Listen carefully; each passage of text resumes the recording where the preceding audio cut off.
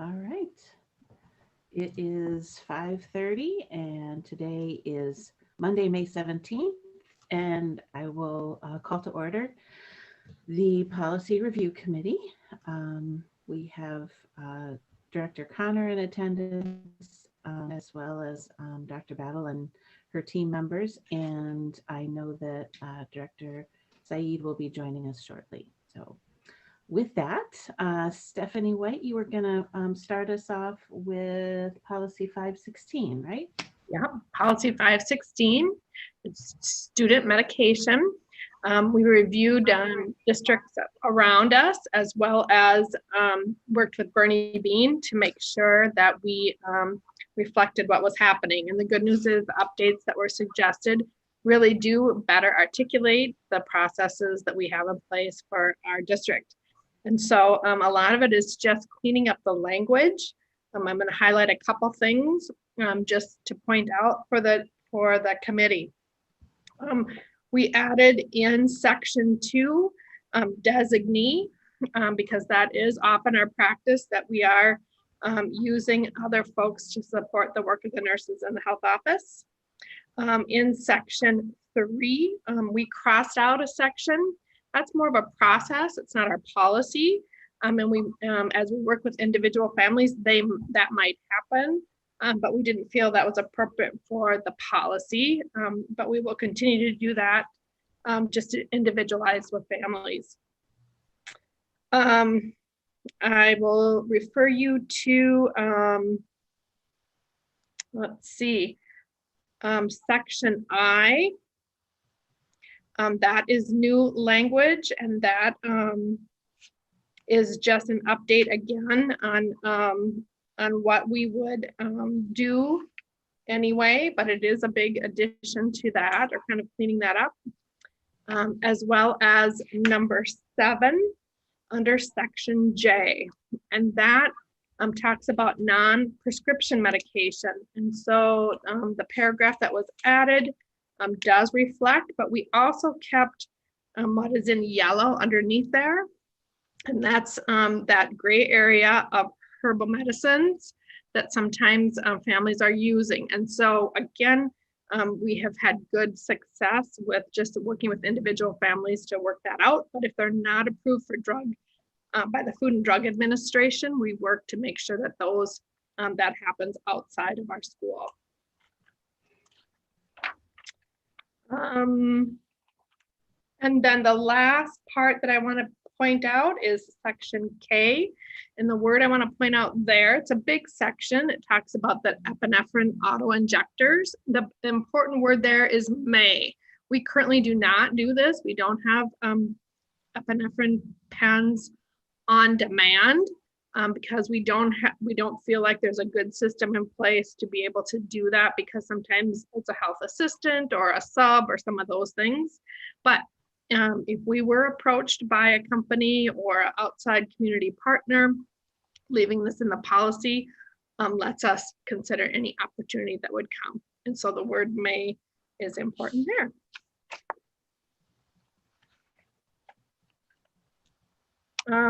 The last section is section L, and that really talks about what we do or the procedures we do at the end of the school year.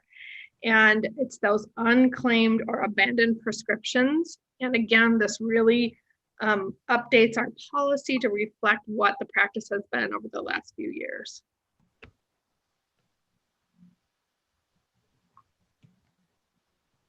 All right. Thank you very much, Stephanie.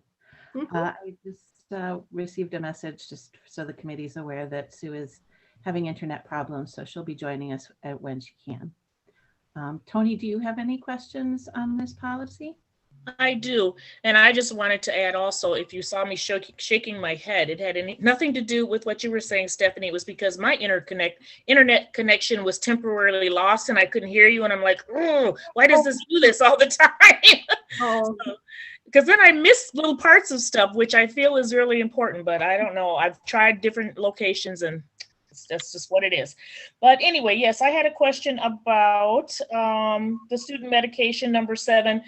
Medications it said non-prescription medications for secondary students, the pain medication that I guess you are allowing them to carry around and self-administer Yep. for secondary kids. I just, has that always been the case? You can, yep, and you can, well, for the last few years, and you can imagine the worry that our nurses would have around that same worry that Yes. you're talking about. So there's a pretty tight communication with the parent, with the doctor. It has to be a pretty specific reason why that would happen in order to make that that go. So they really work with the families and the students to make sure that that is in place or kind of supervised. Okay.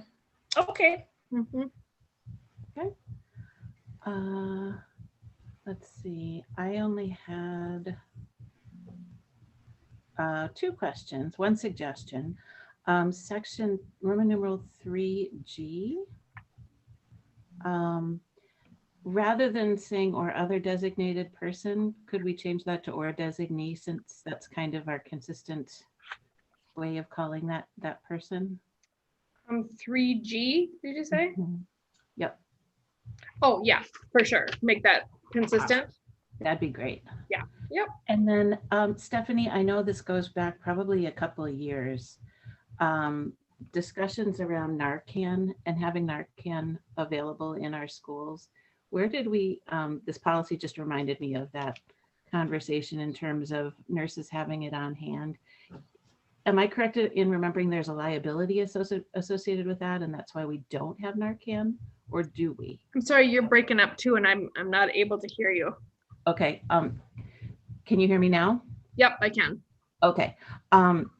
In terms of Narcan and then the school nurses having a Narcan injector, we had discussed this a couple of years ago, and the policy just reminded me of that discussion. And I couldn't remember, and was hoping maybe you could refresh my memory in terms of, if we don't have Narcan, is it because there's some sort of liability associated with that, or do school nurses have it?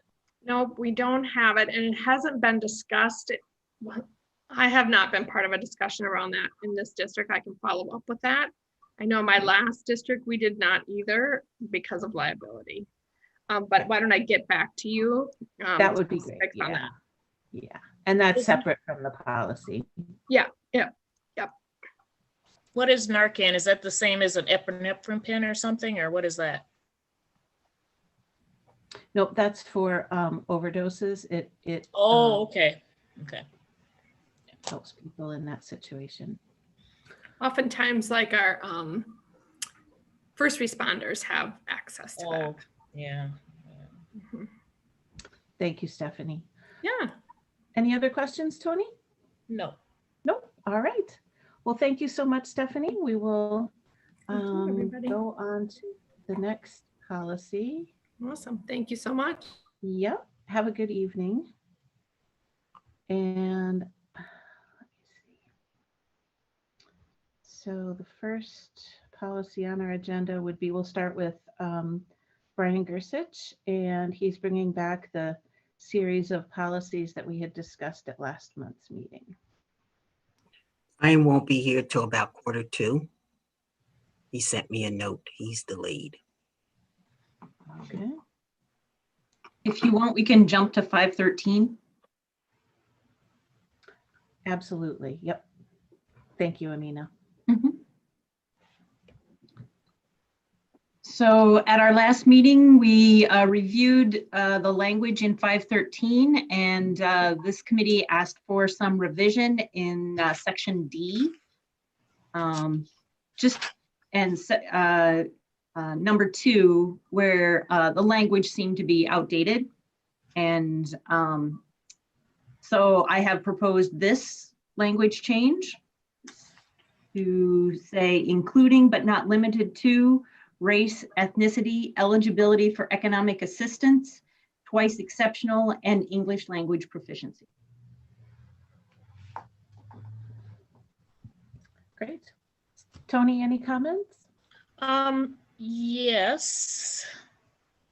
What in that same section, section D, Number 2B, where it says theory and research, what does that mean?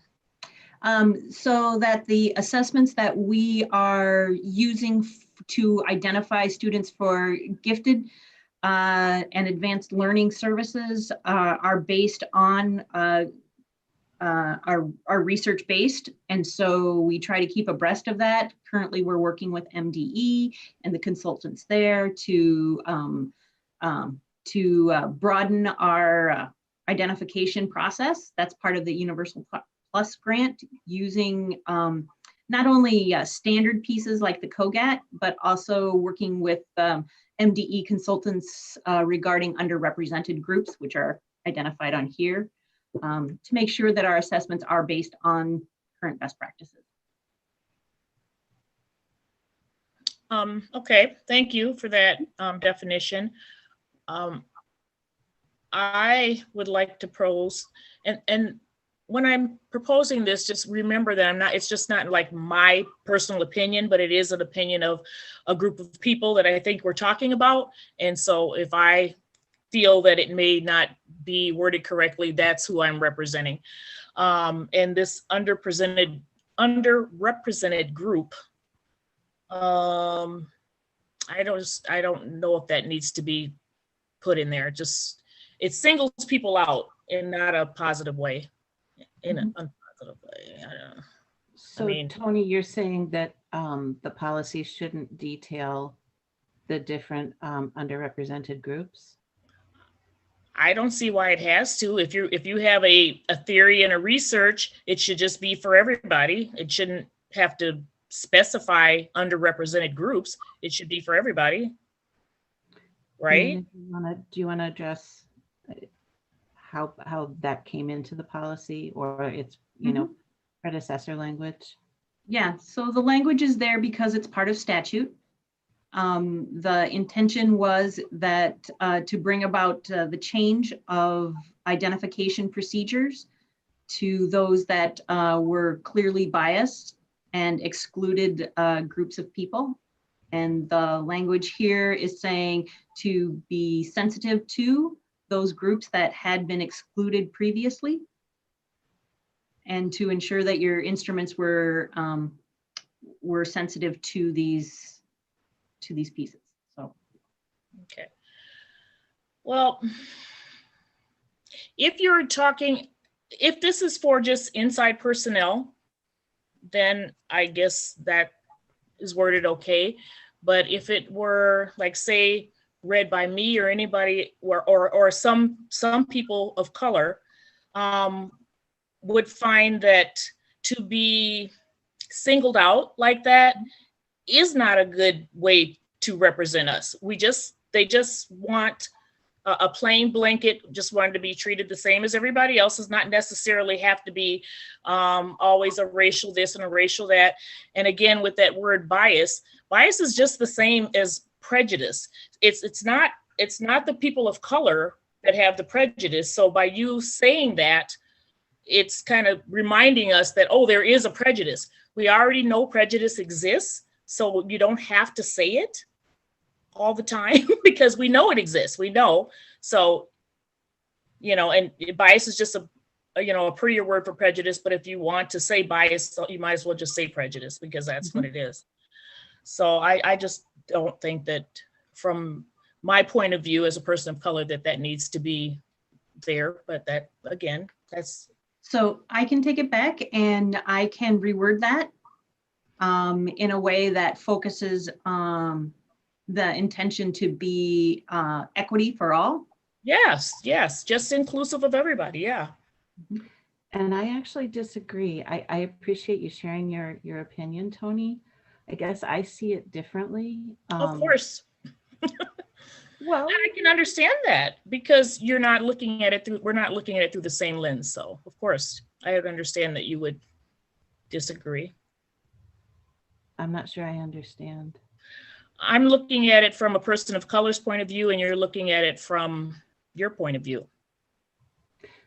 Right. And I guess my perspective is both as a board member and having witnessed how the identification of gifted and talented children in the past has been very without, if we're, I guess, if we're not calling attention to the groups that that have historically not been included, for example, in this example, in the gifted and talented identification process, then we aren't paying attention, and we're getting that result where we have mostly white students identified as gifted. And for me, I would much rather, you know, recognizing that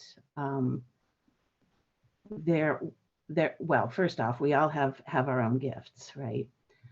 In terms of this specific policy, there is giftedness in all of our schools and in all of our student groups. And since it is also in statute, that's kind of a way to make sure that educators keep their eye, not just to make sure that we're tracking the data that we need to, and make sure that our gifted children of color, our gifted multilingual children are actually being identified. Why weren't they being identified in the past? I would leave that to Dr. Battle and her team to answer. I don't know. So I can only draw on my previous experience. So I mean, if you wanna, so one of them is the actual tool has inherent bias in it based on socioeconomic factors and racial. So I'll let him, racial, excuse me. Go ahead, Amina. Sure, I would concur that there was a bias in the tools that were used themselves, as well as the way they were applied, that we left the door open for families that knew how to advocate for their children to be identified for advanced learning, whereas other families that may not have been as familiar or have as much access because of language or other types of barriers were excluded just simply because we didn't provide them with the access. I also believe that there were biases included in our observations of students, and that with the tools that the observers used, they brought their own biases to the observation of student behaviors and academic success. And that led to the disproportionate identification of white students versus other students of color. Okay. And So as the team looked at that within our district and hearing from families, there were some corrections made to address that we were underrepresenting. And as a parent, that was my experience, and that's been my concern, that, you know, as my children move through school, you know, seeing where the monolithic groups live and recognizing that gifted and talented was one of those groups, you know, that was concerning to me. Mm-hmm. So now we have a correction put in place where that is not happening anymore, and that they are being, I guess if you want to call it researched, or they are given the same qualifications, the same advancement, the same testing as Caucasian students. We are administering the same tests. However, we have been working on our observation protocols so that in order to eliminate some of those biases and to recognize some things that previously had not been identified or recognized as being talents and gifts. And I would say that we are doing better, but we still have some work to do. We still have some disproportionate. The number of identified students don't match our demographics. Okay, I'm so sorry. Part of what you said, again, the internet froze up, but I think I got the gist of it. Yeah, well, I guess if you're putting into place, if you're actively putting into place something that's doing that, are the words, I guess, I don't see that. Okay, I guess I see where you're trying to get the words to match what you're doing, what you're trying to achieve. It's just not said very well. But anyway, as long as I understand that that there's a correction in place, because that's the main thing, is the activity of the correction to fix that. But the wording isn't kind of important to me too, but because the wording in essence doesn't really say that that's a corrective action. It just states that you're recognizing that an underprivileged group of people are going to be noticed, I guess is how it's coming across. But okay, but thank you for that explanation. I get it. I get it a little better. I understand. Great. Thank you. Yeah, I'm fine with the language as is. Thank you. Sure, I could add another component in there that does say that with the result of, with the intention of reducing disproportionality. That'd be great. Yeah. I like that much better. I mean, it's not me personally. I'm just saying the way people would take it, because I know, I'm not the only. I could support making that addition, but I couldn't support removing the other language. Because having sat through enough of our meetings and conversations and recognizing that the trained professionals are telling us that, if we don't call it out, we're not paying attention to it, that kind of hits home for me. So while it may be uncomfortable to read, a list of underrepresented student groups in policy, it's our guiding document. And this is the policy that Amina and Dr. Battle and their teams work from. So with the words that matter, we can help provide that guidance in policy in hard copy. So the direction is to keep the language?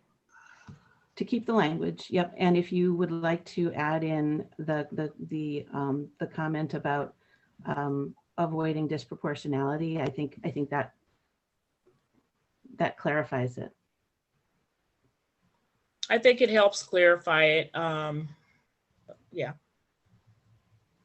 Because I guess the action and the language are two different things, and you're really talking about the action, but it does help clarify it. And I understand why you want to call it out, but it's still, that's more of a reminder to the people who you're addressing for an action that should be in place anyway. But if that's what you need as a tool for tracking, then I understand. And as a system of predominantly white educators. Uh-huh. Yeah. And if that's your market, then yes, I get it. I mean, if that's your, yeah. I really hope this doesn't keep blanking out like that, or I'm going to have to find a different place to go. I don't understand why this keeps freezing up like this. Okay. All right. Amina, do you have what you need from us? I think so. Do you want to see will you want to see the change in language at the next meeting? Yeah, you can. Well, you can. I think we're pretty clear on what that addition will be. If you bring that forward with that addition for first reading at the next board meeting, right? When it makes sense, then I think we're pretty good on that. I'm sorry. Could you just repeat that last thing you said, because you froze up again and I had to reset something? Sure. Amina was asking which meeting she should bring the changed language back to, and I was saying, given that we're clear on the adding the disproportionality, the language around disproportionality, are we comfortable with having that policy come forward for first reading at the next regular board meeting? Yes, and yeah, I think she could just make that correction. It should be fine, don't you? Okay. Mm-hmm. Yep. So the language would read, assessment and procedures should be designed to eliminate disproportionality in identification and services sensitive to underrepresented groups, including but not limited to race, ethnicity, eligibility for economic assistance, and twice exceptional and English language proficiency. Sounds good. Great. Thank you. Thank you, Amina. And I see that Brian is with us. No, hello, welcome. And Greetings. we'll start with the policies that are coming back that we had discussed at last month's meeting, starting, I believe, with school weapons, policy 501, Brian. Yeah, thank you, and I appreciate everyone's understanding for being a little tardy here, but am ready to go. Yeah, all of these were discussed, all the policies, I should say, except one, and I'll get to that when we get to hazing. But were brought forward to the policy committee at the last meeting or previous meeting and have some research and changes before you based on those conversations. So the first one is 501 weapons policy. I won't go through all of the policies this time, just the changes from the previous meeting. The first one was in the definitions section under weapons. Abigail, I think you were the one who maybe asked about stun guns, and we talked a little bit about modernizing the language a little bit. And so what you'll see reflected in there is removal of the word stun guns, or I should say it's moved, but striking that and broadening that a little bit with electroshock devices, including stun guns or tasers. Again, just to modernize the definition of stun gun a little bit. And then the other proposed change is on page 501-3, item 7. This was in response to a question about should there be something in policy as far as ensuring the notification of the superintendent. And then during that part, we also talked a little bit about the procedures. And so this is if somebody who wants to, we talked like, for example, about an antique musket that somebody might bring in as a part of a demonstration for an activity in our schools. The fact that they need to, the building principal can grant that permission. I shared a little bit about my experience having done that with a social studies class as a high school principal. And the language that we would suggest adding to that is if the principal does that, in such cases when permission is granted, the principal or other person having general control, supervision of the school, or the director of College Care Center, parallel the language that's just slightly in front of that, will notify the superintendent in advance and follow applicable procedures. Again, not that we would put those procedures in here, but just the identification means whomever is doing that realizes I better ask what the procedures are because this clearly indicates that some exist. And so those would be, again, the changes I would recommend based on feedback from the last time on 501. Great, thank you. Tony, any questions or comments? You're on mute. Nope, not on that one. Thank you. I'm good, Brian. Thank you. Perfect. Yep. Whoops. So 502 has a few more involved of the changes of the policies I'm bringing forward this evening. This is about search of lockers, personal possessions, and the student's person. The first one, just to discuss or bring to your attention, was in definitions section C. There was a, thank you, a question about the language that talks about a student's age and past history or record of conduct. And I think there was some discussion about the concern of, does that leave potential for implicit bias when we're talking about some of those past historical things? This is one that just because of the nature of the language and because the policy itself is really embedded in law. I think as I shared on the front end, a lot of these policies can lead to legal action or from the perspective of a board member, potential expulsion of a student. So I do want to be careful about the intent of the changes and the impact of the changes. So I did have a conversation with our attorney about this particular change, who advised if you are concerned about implicit bias within this system, that should be a part of how we train and develop our administrators to implement this language. But that the unintended consequences of this potentially takes away some of the specifics or the, it could make it a little more ambiguous or a little more open to challenge if we broaden this too much, depending on the context of what led up to a disciplinary behavior, including a search. We talked a little bit last time about the statute of reasonable suspicion, which is not the same as probable cause that a police officer needs because of the more generalized approach that school administrators are able to take. That if you do have information about a student's past use, for example, of substances, and you smell marijuana, that past use may give you some additional documenting in your system that says, I knew of this past behavior. So again, just advise that it is an issue. We have to take care of the issue, but taking care of the issue through our training and development expectations for administrators comparatively to changing that language in policy. So again, that is not a recommended change because of that, but that was something we discussed last time that I wanted to follow up on. The next piece is in section 5, directives and guidelines. And I believe there was a question about where does that even fit? And even myself, after having read it, I'm like, I don't see where this applies to search and seizure. It sounds more like handbook types of stuff. Since I was already talking with her about that language, I threw that one by the attorney as well, who said that absolutely it would make sense if we wanted to pull that from policy, making sure that that was in our handbooks, which talked about the ability of tape and hangings and other kinds of things within the school property of the locker, that we'd be okay with it. So I do have a note to add this basically to our handbook for the fall so that it's covered in our handbook. That's still something we can then implement and enforce, but maybe pulling that out of this policy because it really is an ill-placed thing when we're talking about search and seizure of contraband weapons, drugs, and other kinds of things. The next item that was recommended was in section 6 and 7 of the old version. I realize that now the numbering changes when we strike an entire section. Legal officials versus law enforcement.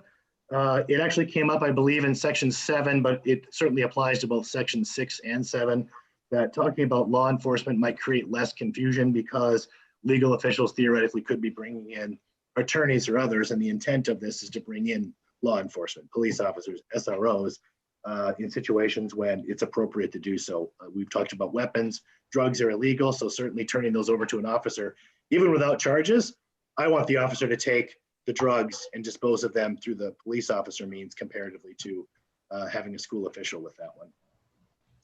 And then the last one was not discussed last one. This is a new change, which is also on page 502-3, section E.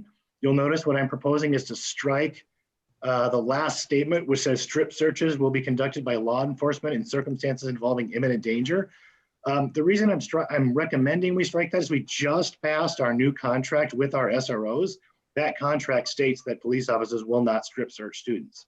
Now, if a police officer feels it's their obligation to do it, they must have probable cause for an arrest. So they need to place the student under arrest, take them to the police station. Now they are in custody of the police. It is no longer a school matter, it's a police matter. They're gonna have to do what they have to do. But in the context of what they're doing for us as a school resource officer, it makes sense to strike that because that is not consistent with our contract that we just passed with our police officers. So that is the updates and recommended changes to 502. Great, thank you. Tony, any questions, comments? No, except for the last one that he mentioned, the search and seizure. I was so happy to see that that was struck. That was great. Totally agree with that move. Perfect. I'm good with it. Thank you, Brian. Absolutely. The last one comes with a companion. 526 was about hazing prohibition.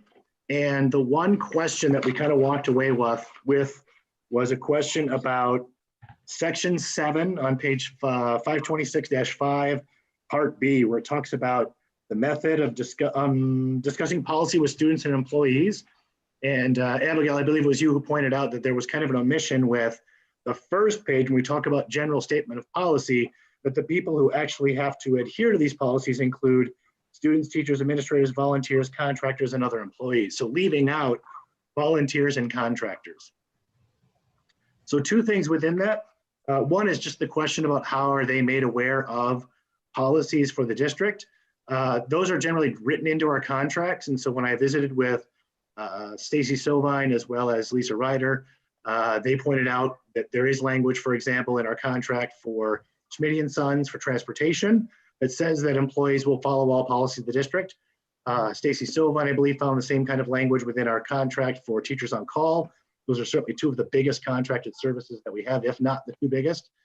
So there is language in those contracts, but also I think to hedge that a little bit more, that's why we would recommend adding citations or cross references to policy 422 That's basically the entire list of policies that are stating that they do apply to all employees, volunteers, and contractors.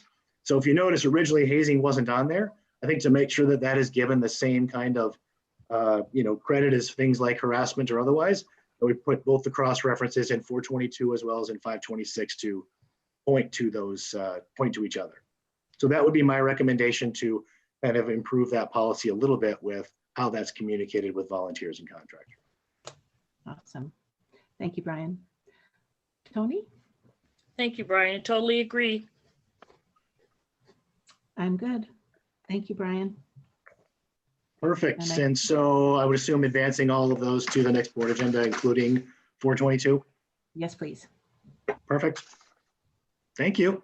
Yep, thank you. Let's see. So next, looks like Brian, you're still up with policies incorporated by reference, policy 422. Yep. And so that's kind of where I said I snuck one in on you. So I just referenced that one. The only change is to put in the cross-reference for 526. So I would put 422 as a cross-reference in 526 and add 526 into the list of policies in 422. Okay. Tony, do you have questions or comments?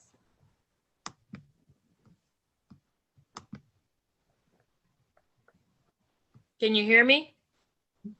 Okay, because I couldn't hear you for a minute there. But no, I didn't have any questions or comments on 422. Okay. Sounds good. I had just a couple. Policies organized by reference. I'm wondering if it was an oversight to not include policy 105, equity, access, and excellence in education. Oh, I'm potentially, you said 105? 105, yep. It's Yep. a newer policy, so I can understand why it might not have made it in there in the last review. Yeah, I honestly don't know who may have brought this forward at the last time, but that is an easy add to add a cross-reference to this policy. I think it's fairly innocuous that if it applies to all of our volunteers, contractors, employees, et cetera, adding it in here is a good thing to do. So yeah, I can absolutely put that one in there. That Awesome. makes sense. And just wanted to call out for everyone that will want to pay attention to policy 524 will likely become a new policy and we'll have to swap it out in this policy. That would be the electronic acceptable use policy 6. Rachel, I don't remember the number, but Proposed new one is 634. So the Mhm. 524 would be replaced with 634. Yeah, so we just want to make note of that. Yep. I'll make that note right now, and depending on where we end up with that one at the resolution of today, I could put them all together. If we feel like that will need more time, then maybe giving, I can have you give me some direction, maybe if you want me to hold off so we do it at one time, or if you want me to bring it forward and we can bring it forward again later. So I'll just wait and see what we decide at the end. Okay, sounds good. And then policy 514, bullying prohibition. What would you think about adding that? Yeah, great time to add that one as well, for sure. Okay, awesome. And that was it on that one. So next, school district curriculum and instruction goals, policy 601 with Emina. So this policy is being updated based on some legislative changes from 2017, I believe, or it was last updated in 2017, and some changes have come since then. More specifically in identifying the school and district goals. So in section 4, long-term strategic plan, and added into section B,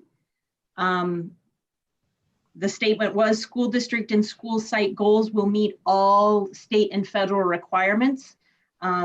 And in this case, we've put in goals and strategies demonstrating the progress toward the world's best workforce legislation. So that's kind of cross connecting those. And then it shares the requirements for the Read Well by Grade 3 early literacy plan that we are also required to complete. And so what you see there are the specifics for that.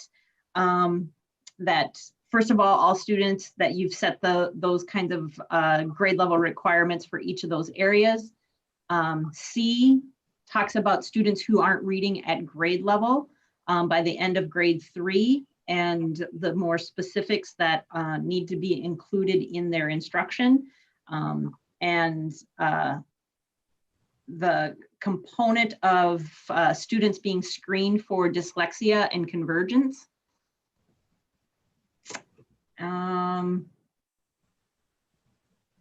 The requirement that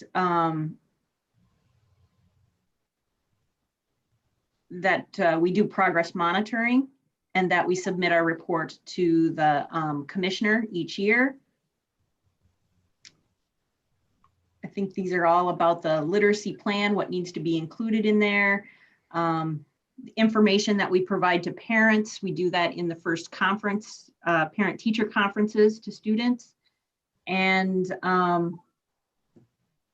the actual prohibition that because a student is receiving reading or literacy intervention, they cannot be denied special education services. This was a practice that was happening in some school districts, and so that prohibition was outlined in the statute. And then the continuation that students continue to receive intervention that is different from the regular classroom. And that's part of the implementation of the what I need or the win time to ensure that there is time set aside in the school day to provide students with identified services to align with this legislation. Great, thank you, Amina. Tony, questions, comments? Just a comment. Thanks, Amina. I really like the way that policy was is written and the additions to it, so especially where in under school district curriculums, then under F, where it states about the middle of that paragraph, close the achievement gap among all racial and ethnic groups of students living in poverty and students not living in poverty. Yes. Because then, you know, it's not singling anybody out. It's not making anybody, it's not downplaying anybody. And so I just like the way that whole policy was read, was very, you know, very explicit. And I totally agree the things that I'm surprised they weren't already doing that though, but the way that they handle the special ed, well, I'm calling them special ed because those are the students I work with, ones that had the reading problems and then had to be taken out of class and to get caught up. So it's great. Great, thank you. Amina, I just had let's see, just a couple questions. So the changes, the recommended changes are coming from MSBA, right? Yes. Okay. Is the language that was added, that's recommended to be added, is that statutory language?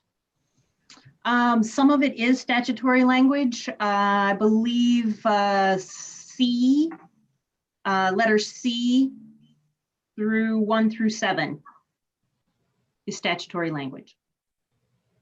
C 1 through 7. Okay.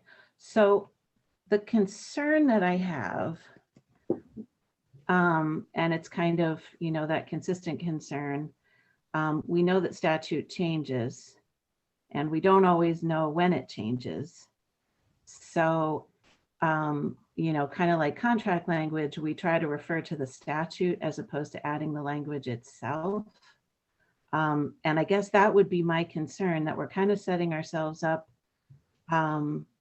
for a sporadic review cycle, not knowing when that statute may have changed and how significant it is. So I guess just wanted to, you know, put out there, do we want to have the statute language in the policy, or do we want to reference the statute and make sure that it's referenced in the footnotes of the policy, so that then whenever the statute changes, we know that this policy is good to go and we don't have to go back and keep revising it. Sure, it is an option to go back to the basic statement that school district and school site goals will meet all state and federal requirements. And then I would suggest having a specific procedure that outlined those things, simply because I know that there are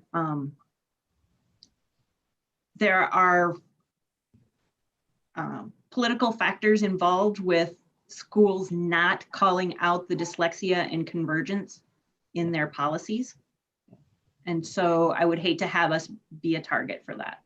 Yep. So if a regulation is appropriate for this policy, I wonder if maybe that isn't the place to go. Or you know, again, rather than having it in policy, certainly administrative procedures make sense, because we don't want to miss those two very important points. Mhm. And that was definitely not the intention.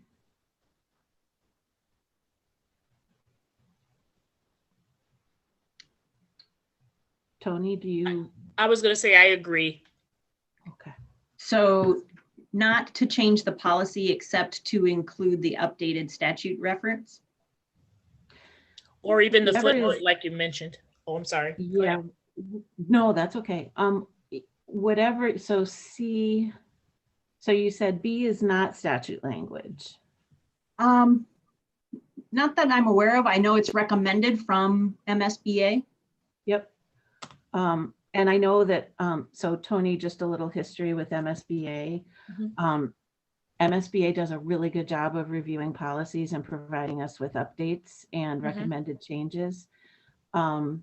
With that said, sometimes they have a different perspective on what does or doesn't work. And so that's kind of why our policy committee exists, so that we can look at each policy and make sure that it does work for us. And I would say this is an instance where, you know, MSBA has a tendency sometimes to put policy statute language in policy, and it creates a lot of extra work for committees like ours to keep track of, and for Jamie to keep track of. So yeah, I would say, Amina, whatever is statute language, just pull it out, add the reference in the footnote, but make sure that we do have those procedures in place. If you want to recommend, you know, guidelines associated with this policy, certainly bring that forward. But it wouldn't be something that the board would necessarily approve. We would just review it and say, yes, this regulation would be attached. And this information can live within our district literacy plan that we are required to submit to, which is what we use to submit this information to the commissioner. Okay. By July 1. And so I'm happy to pull that off of the policy and move forward with just that information, because I believe we're going to we'll have an updated literacy plan then this year in June. Awesome. Good. All right. So That's good. sorry, toggling between policies. So next, curriculum development. Mhm. And this one I've updated for the same reasons.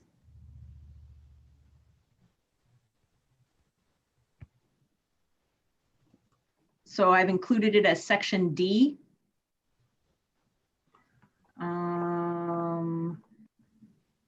The statute language says that if you don't meet the requirements in high school of the MCAs, the grade level requirements for proficiency, that you are entitled to be informed that that public school is available to you until age 21 at no cost.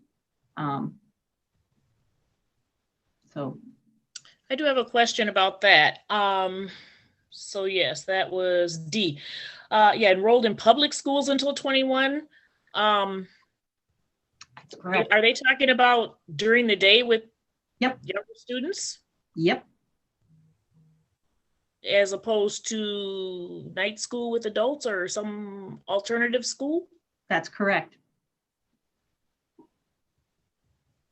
Why would we not have a 21-year-old or a 20-year-old go to alternative school, or a 19-year-old?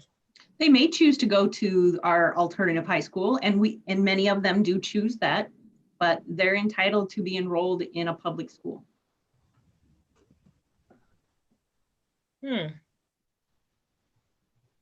That just seems weird to have an adults with going to school with students. I mean, with having adults going to school with children, students, minor students. But I mean, because I know some are 18 legally, but that's when they're graduating. And I would think an 18, 19, and 20-year-old, that's an adult. Huh, Right. Which also comes into consideration when we talk about retention of students, because if we are retaining students in kindergarten and first grade, they are older than their peers when they get to high school. So it's possible to have an 18 or 19-year-old who has been retained in the earlier grades in our high school. This lets folks know that they can attend public school until they're 21. What we find is that students who, many times students who are in that position, you know, some cases might be they are there because they came in high school as an English learner, as a newcomer English learner, and were unable to meet their requirements for graduation within the amount of time that they were there because of their language acquisition. Other times, students that are that age may have maybe living under different circumstances, and to which the alternative school, our BAS, tends to be an excellent opportunity for them. But they aren't banned from our high school because they're 20 years old. Interesting.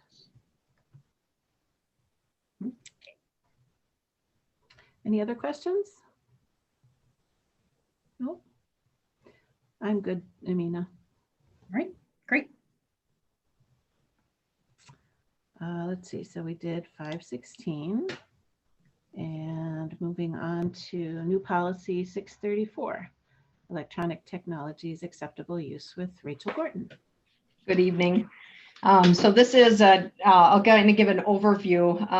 634 is currently not a board policy that is adopted in ISD 191. Our current internet acceptable use and safety policy is 524.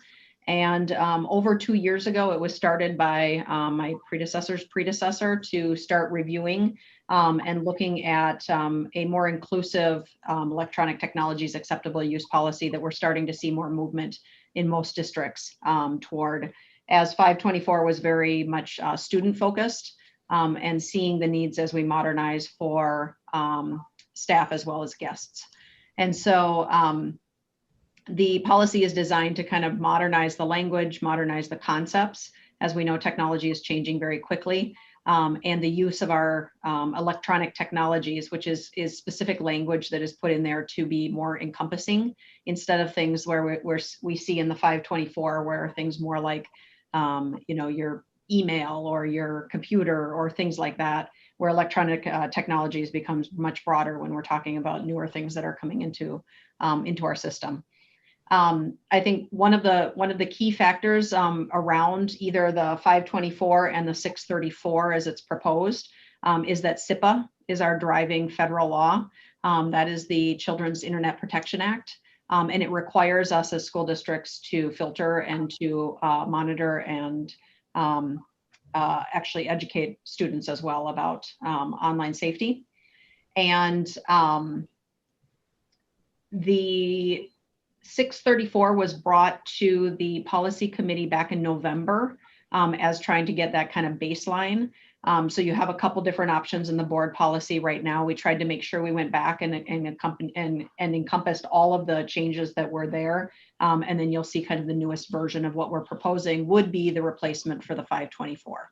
So the recommendation is that we would take the 524 out, and we would recommend the 634. Great. Thank you, Rachel. So this is quite a lengthy policy, and unfortunately, Sue has continued to have technology problems and hasn't been able to get into the meeting. I think what I'd like to suggest is that we kind of chunk it out, not knowing what kind of suggestions or questions you might have, Tony, where we chunk them out, chunk the policy out in increments of 5 pages. And kind of start that way, and we'll, kind of slowly work our way through it. I know we only have about 5 minutes left tonight, and I want to respect everybody's time. So we'll see what we can do in the next 5 minutes, and then just plan to start right off in our June meeting with this. And if that means, I'm guessing we're probably going to need to just push off other policies so that we can get through this, because I don't want to delay it any further. And I appreciate, Rachel, your time sitting and waiting for your turn tonight. So does that sound good to you, Tony? Sure. Yeah, okay. So let me pull this up.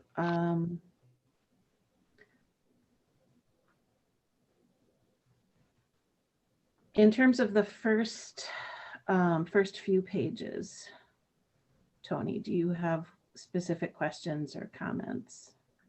I read the policy, but so I didn't really go by pages. I just wrote down the question I had regarding the Children's Safety Protection Act.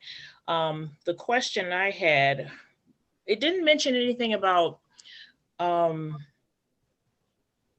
safety guidance on, I think there should be a permission for a camera. I didn't read anything about that. The camera use, because students can use the cameras on there, and I saw that they were using it inappropriately. And a lot of times I had to, say something about that during class. I don't really know why they would need to have a camera on their laptop. It's true that the acceptable use doesn't address the camera use specifically. SIPA doesn't specifically call out camera use, and this is one of those things that's been modernizing over time, is that the devices now have access. I do know that the camera through distance learning, while we do not require it to be on, there are many situations where it has been on, and especially at the younger grades, we see the younger grades utilizing the camera as well. Yeah, I just don't see where they would need it though, because they're using it inappropriately. They don't need it for schoolwork. And if they did, they would use their own, in like secondary school, they would use their own personal phones if it were for a report or something that they were, some kind of report or homework assignment they were required to do. 2 things that I'm thinking about with that. The first is we really, with the policy, really want to focus on student behavior. And so if there's the inappropriate use, focusing in on that level, because what we're finding, right, is that technology is changing so fast that if we start calling out necessarily like cameras or audio, there's, things are changing. And so being more focused on the behavior and less on the tool is kind of the approach. And one of the things that we really are working on is ensuring that all of our students have access to the tools that they need to participate fully. We do have a lot of instructional situations where the camera might be used for a flip grid, for sharing work or things like that. But again, focusing more on the appropriate behavior and acceptable behavior versus necessarily the tool set. Okay. Thank you.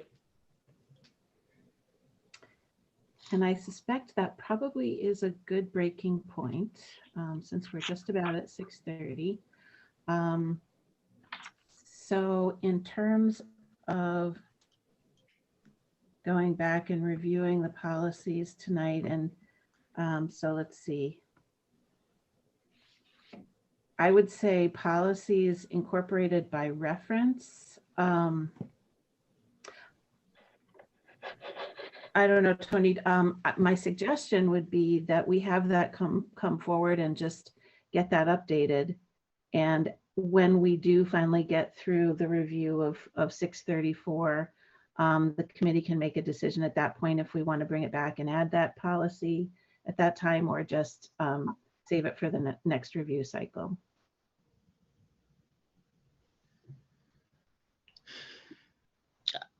Well, you mentioned before about just addressing it in June. You don't want to do that? Are you saying?